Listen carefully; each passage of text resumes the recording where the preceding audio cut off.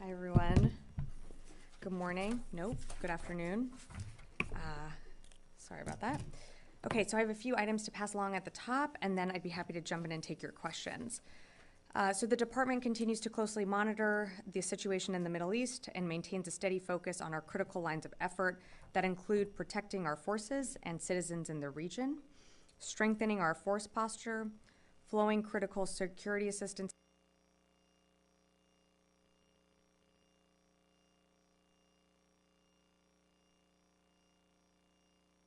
Today, the Secretary convened a call with Egyptian Minister of Defense General Zaki to discuss efforts to bolster security in the Middle East.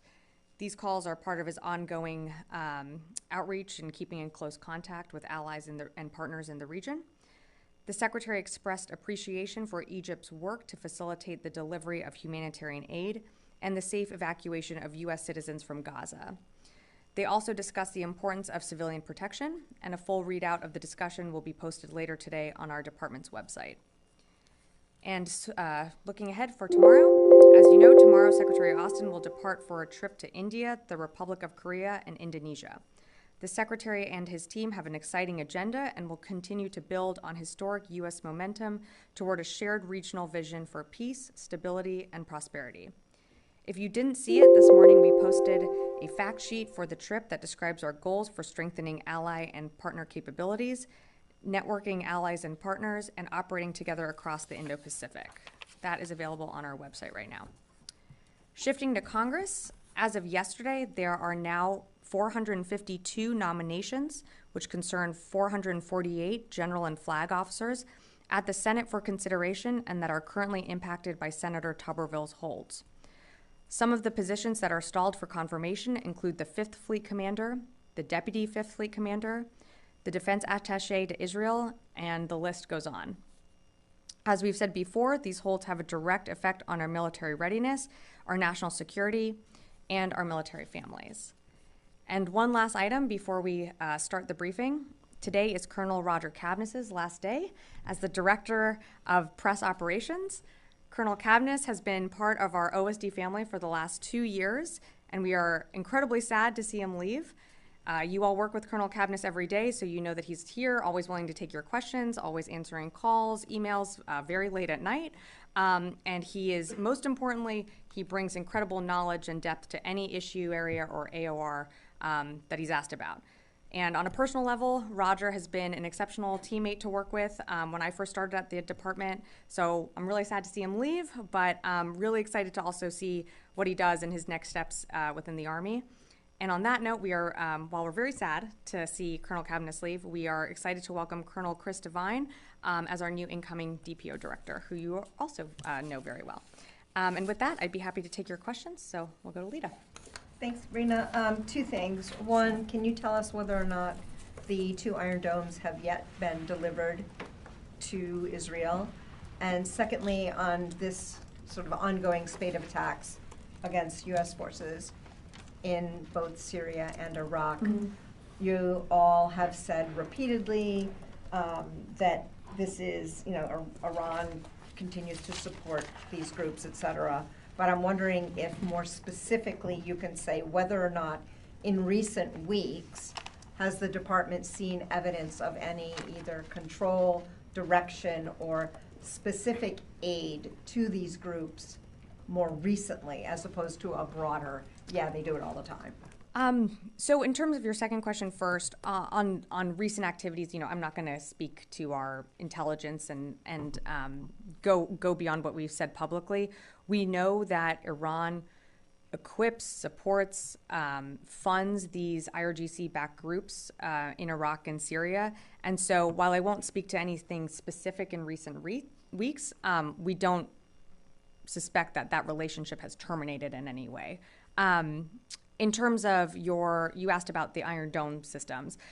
So we're in the process of providing those systems to Israel. We'll let them speak to when they're actually delivered, but that's an ongoing process. So the process is ongoing right now and yes. has not been finalized. That's right. Idris. Do you believe deterrence against these Iran-backed militias attacking you in Iraq and Syria is working? I'm sorry, what was the first part of the question? Is the deterrence against them working? Well, what you're seeing is we are very candid about we're seeing an uptick in attacks, but so far we have not seen any significant casualties. We've not seen significant damage to our infrastructure. Our posture in the region has certainly been bolstered by the assets that you've seen us move into the CENTCOM AOR, with the Ike transiting there now, with the Ford in the Eastern Med. I would say that while we are seeing an uptick in attacks, our purpose is to ensure that this conflict doesn't widen out beyond Israel. So I would say that deterrence right now it's incredibly strong on our side. We are sending an incredible message to any state or non-state actor that would want to seek to get involved in the conflict, that they do not do that. And so, again, while we see these attacks increase, we're not seeing significant casualties or significant harm to our service members. There have been more attacks, I think, against U.S. forces since your retaliatory strikes than prior to it. So I'm just wondering what why do you, I guess the injuries could be low because A, because of luck, or B, because of the measures you took, right? Right. So do you believe the intent of these groups has changed in any way, or is it just that the precautions that you've taken have worked? Well, I can't speak to the group's intent. All I can speak to is what we are doing to protect our service members, and you're seeing that the Secretary made the decision to put more air defenses in the region to help support and protect our service members both in Iraq and Syria. In terms of intent, I can't speak to that, but we did see these type of attacks in early March of this year. Again, we responded then. We responded on October 26th. We're going to make the decisions on when we respond, and if we respond next, we'll leave that to a time and place of our choosing, but I just don't have more for you on that. Yeah. Thanks, Sabrina. I want to follow up on that. You and other Pentagon officials have said the U.S. will do anything it takes to protect those troops, especially in Syria and Iraq. But as Idris pointed out, since the 26th and those limited counterstrikes by the U.S., we've seen no slowdown and maybe an acceleration, if anything. So it seems clear that those groups have not been deterred. So is what you're saying that taking more forceful action against those groups to try to end the threat against U.S. forces might end up causing more blowback than it's worth? Or is that the reason why there's so much hesitance to strike more forcefully? I wouldn't say there's hesitancy. We decide to respond at a time and place of our choosing. We don't necessarily have to be tit for tat every single time. We are incredibly strategic about when we decide to take kinetic action. And you saw that on October 26th when we did hit key infrastructure nodes that these IRGC-backed groups use. So it's really not necessarily of an comparison every time there's an attack. It's how successful we can be about damaging and destroying infrastructure that they have used to. And that's exactly what we did on October 26th. Again, with the increase of attacks, these have not been successful. They have not resulted in serious injuries, and we're incredibly grateful that we have these air defenses in place and that we have been able to protect our troops. That is something that is of the utmost importance to the Secretary and this administration. And while I say that, you're also seeing that this conflict has not widened out beyond Israel, that our deterrence posture is significantly increased in the region, and we're going to continue to both publicly and privately convey that that any actor who wants to seek advantage of this conflict, that they do not do that. Yeah, I'll go to Will.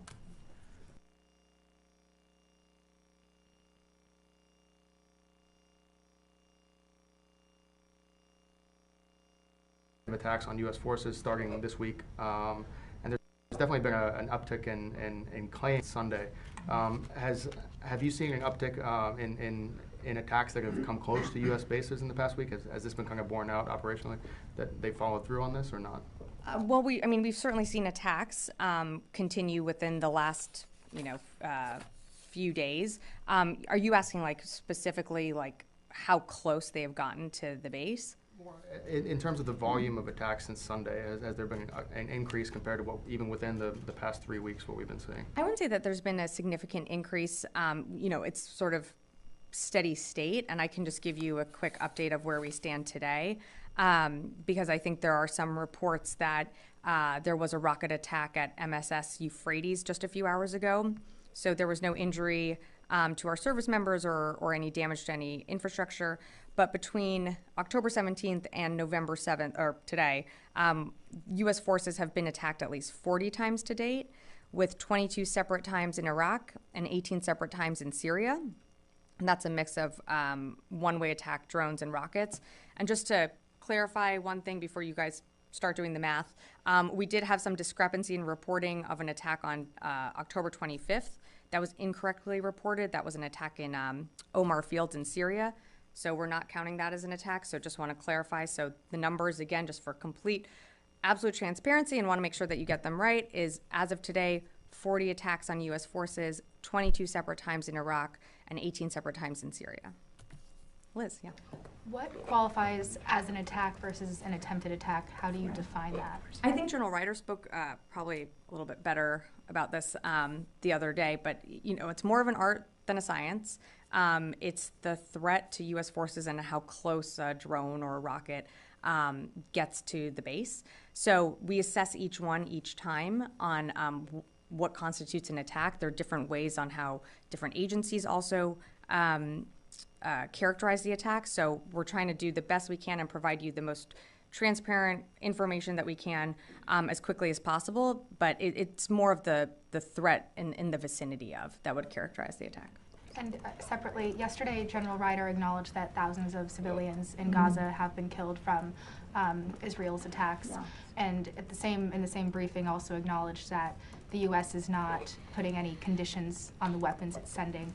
Is the Pentagon comfortable with the fact that the weapons it's sending could be used to kill civilians?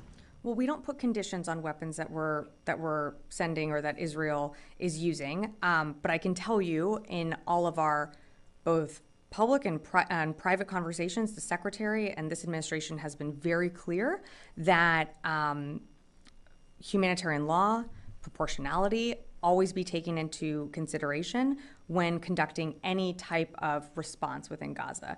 And I think that we're going to continue to have these conversations. That's what a good partner does, is also having these tough conversations. Both, you're seeing Secretary Blinken there right now in the region, or maybe just coming back. You've seen Secretary Austin on a near daily basis have these calls with Minister Gallant. So again, we're going to continue to voice our concerns. We're going to continue to urge that Israel uphold the laws of war, the humanitarian laws, but it is really the IDF and their operations that they would need to speak to those more specifically. Once the weapons are in the hands of the IDF, does the U.S. have any sort of way of tracking how they're being used? Like an end-use monitoring? Yeah. Well, and anytime we provide any type of U.S. security assistance, we expect whatever nation is using our weapons to uphold them with the laws that we put on them, upholding humanitarian laws. So I wouldn't say it's necessarily an end-use monitoring, but we expect them to be used in accordance with the laws. Janie. Thank you, Sabrina. One in South Korea, one in Hamas. The South Korean Ministry of National Defense is claiming that the September 19, 2019 military agreement between South Korea and North Korea should be suspended because it has a negative impact on South Korea's defense posture. As you know, because of this agreement, U.S. reconnaissance activities are restricted. Do you think this agreement should be suspended for the United States to effectively defend South Korea? I think you're talking about the 2019 agreement. So that's something that the Republic of Korea would have to speak to and make a decision about. I just don't have anything to offer on that. On Hamas. Sure. Kim Jong-un recently declared that he would support Hamas. And the senior Hamas officer said that North Korea is their ally and mentioned the possibility of attacking the United States together with North Korea and Hamas. How concerned do you think this is? So I haven't seen any correlation between Hamas and the DPRK. They both separately offer different threats and different security threats to their own regions and our own national security, but I haven't seen a connection between Hamas and the DPRK. You acknowledge North Korea provided weapons to Hamas because I did not acknowledge that. Ambassador to South Korea. I wouldn't be able to comment on that. I think I haven't seen a connection between Hamas and the DPRK. Again, it's something that we'll continue to monitor. We know that North Korea is continuing to provide arms and assistance to Russia, but I can't really speak to the Hamas relationship. Okay, I'm going to go ahead. Fadi, yeah. Thank you, Sabrina. On the night of October 26, when we had the briefing about the strikes in Syria, Yeah. I asked a senior defense official about the impact of these strikes, and I'm quoting here. The official said, this will have significant impact, it will impact the ability of the IRGC and RGC-backed militia groups to continue to attack U.S. forces and continue destabilizing the region. Now you just told us there's been an uptick in attacks against U.S. forces in Iraq and Syria. Do you have a new assessment, and did this strike fail in achieving what the senior defense official said? I can't remember my exact words, but I believe I was using uptick in terms of the broad uptick from October 17th, not generally from one point of this weekend or today. We destroyed and very carefully targeted facilities used by these IRGC-backed groups. Again, it is our decision and a time and place of our choosing when we will respond, if we respond again. Right now, the attacks that we've seen, the 40 that I mentioned, have not been successful. Our troops have not been seriously injured, and our infrastructure at the bases or where they're targeting has not been seriously damaged. So, again, I think the strike that we took on October 26th was very deliberate. It sent a message. And again, this was also about not widening this conflict, but responding to these Iran proxy groups. But in light of the fact that these attacks are continuing in both Iraq and Syria, do you still, is the assessment still that the strikes on October 26 had an impact on the ability of IRGC groups to attack U.S. forces? Well, I'm not going to get into specific intelligence assessments, but we feel pretty confident about the targets and what we were able to strike and their success. Yeah, of course, Rio. Thank you. I want to ask you about the Secretary's trip to the Indo-Pacific. Sure. The U.S. military is handling the immediate challenge in Israel, and the war in Ukraine will probably last for a while. So under this circumstance, what message will the Secretary deliver to allies in the region and also to China during his trip to the three countries? Well, I'm not going to get ahead of the Secretary, but he certainly, of course, what is happening in the Middle East, what is happening in Ukraine continues to be on the top of mind of the Secretary and people here in the department. So, of course, that will come up in conversations, but I'm not going to get ahead of that because he leaves tomorrow. And of course, we will have, readouts of each of his engagements. But as you mentioned, he is going to the region. This is his 9th visit to the region. The NDS strategy that we rolled out last year is very clear that the department continues to focus on our pacing challenge, which is the PRC. So I think the Secretary's trip is coming at an incredibly important time that while there are other events taking place in the world, we can still engage in the Indo-Pacific. Great. Brandy. Thanks, Sabrina. I just have a quick follow-up on Liz's line of questioning. Sure. You said repeatedly that the Pentagon expects the appropriate use of weapons by Israel, but I think what we're all trying to understand is the Pentagon tracking if U.S. weapons are enabling war crimes or crimes against civilians? So any country that receives any arms and military aid from the U.S. must use them consistent with international humanitarian law. That's something that's built into every single security assistance transfer agreement that the United States does. If we see something that raises concern, we're not going to hesitate to communicate that directly. And we're going to continue to have very frank conversations with Mr. Gallant, with the Israeli government, as you've seen the secretary have on an almost near daily basis. So that's a yes, you are tracking. Well, we don't put conditions on assistance given to Israel.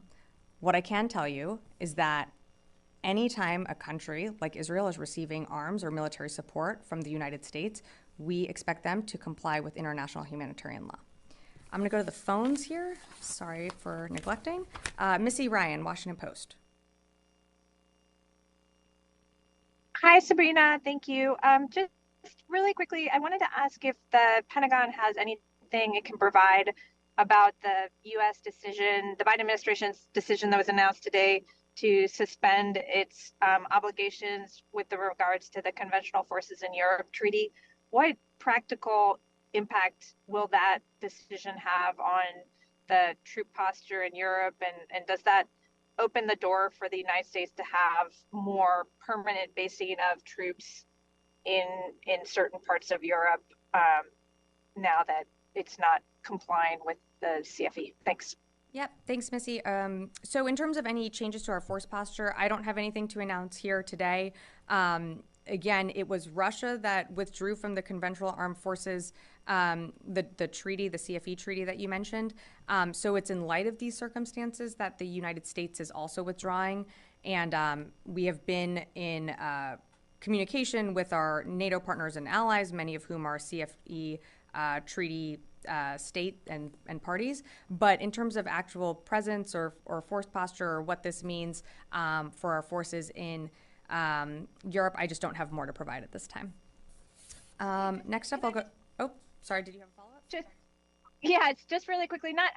Can you say anything about not whether or not you will make any changes to the force posture, but whether or not you guys interpret the suspension as allowing the United States to take actions that it previously was not able to take? That's sort of what I'm getting at. I see. I wouldn't go so far to say that. Again, this was in response to Russia withdrawing from the CFE, and so we took appropriate action as well. Next up, I'll go to Laura Seligman, Politico.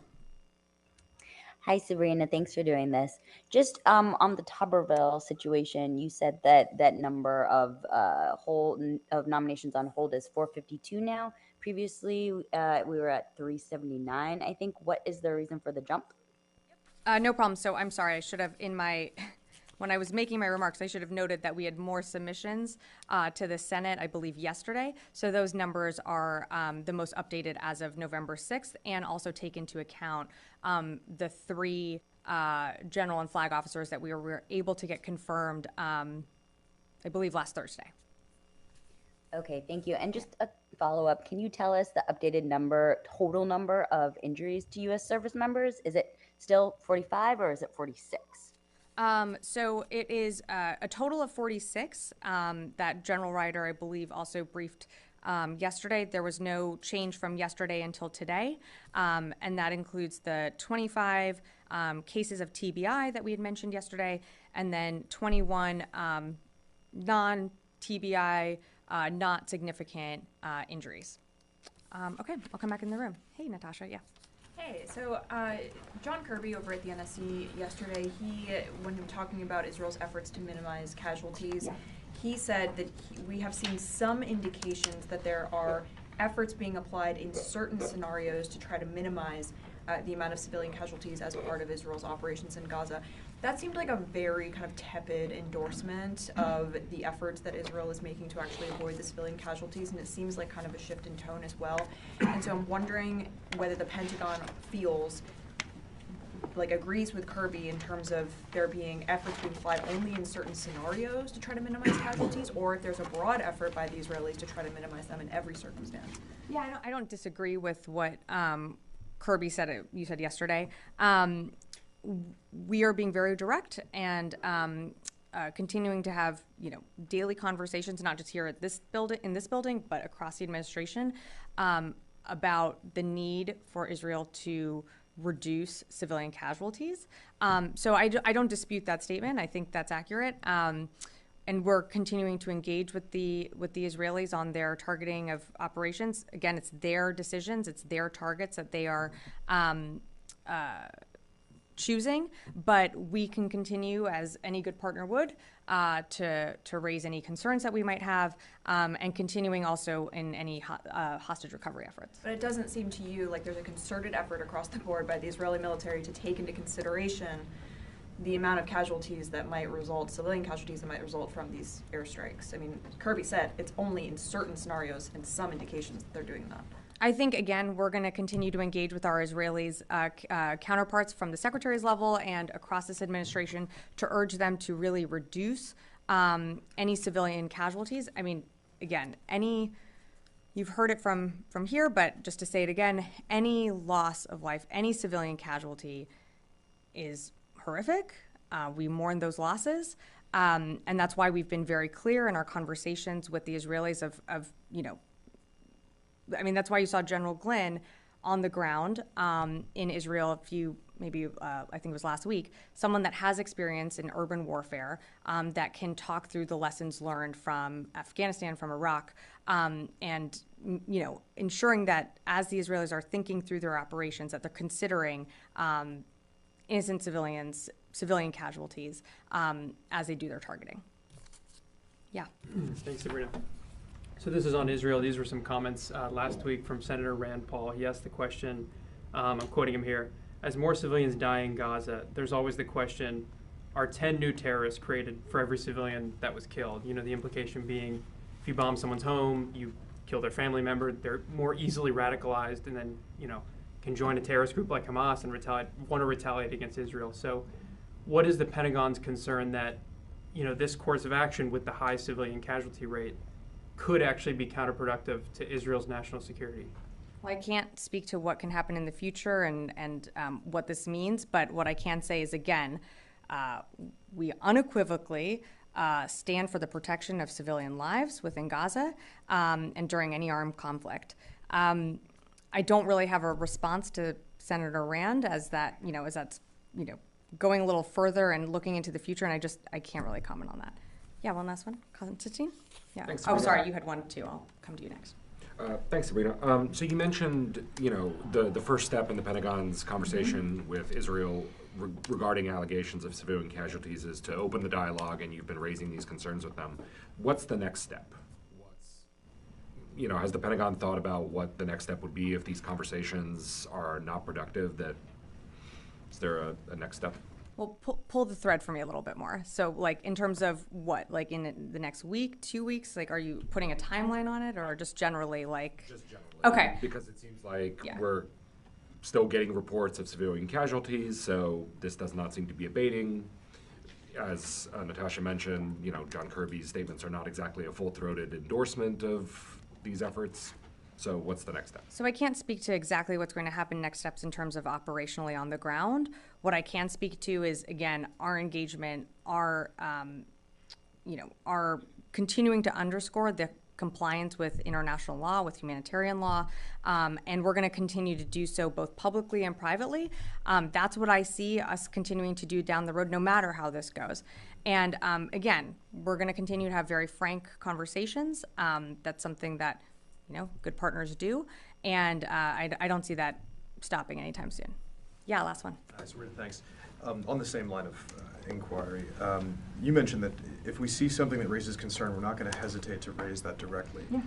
Has the department raised any specific points of concern with the Israelis? What is how do you judge their response? And is the department requesting or receiving evidence that would, say, justify Israeli strikes that have targeted civilian infrastructure, like for example, the ambulance that was bombed near the Al-Shifa hospital last week? Yeah, so appreciate the question. As you can also probably appreciate, not going to get into more specific details of private conversations.